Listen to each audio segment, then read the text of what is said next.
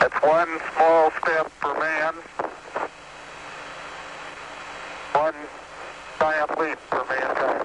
S'ils ne faisaient pas partie de notre patrimoine historique, ces enregistrements télévisés granuleux et à l'état brut du grand pas pour l'humanité de Neil Armstrong auraient été consignés aux archives depuis belle lurette.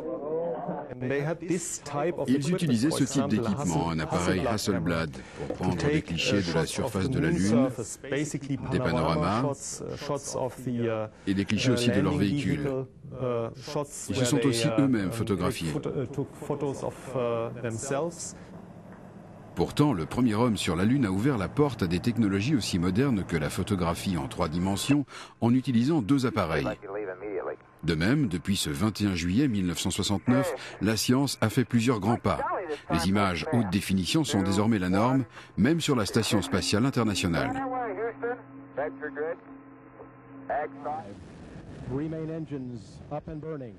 Chaque seconde d'une mission spatiale est documentée par une multitude d'appareils, du décollage jusqu'à l'atterrissage.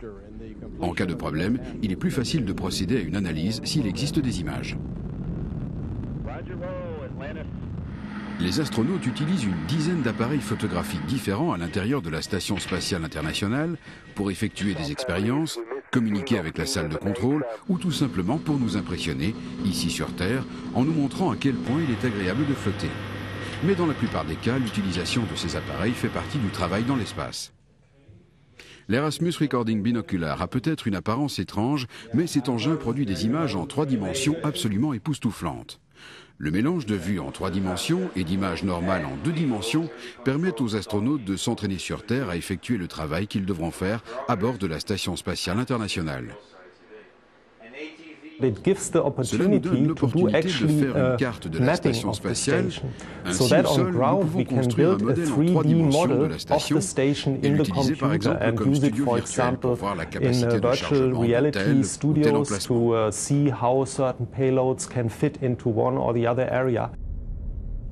Pour les missions sans équipage comme celle du Mars Rover, les appareils photographiques de bord sont les yeux des chercheurs et des ingénieurs de la salle de contrôle.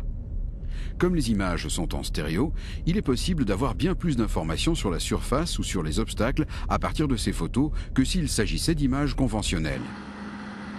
Des images spectaculaires des marches dans l'espace, par exemple, ou des visites vidéo en 3 dimensions de la station spatiale jouent un rôle fondamental pour attirer l'attention du grand public.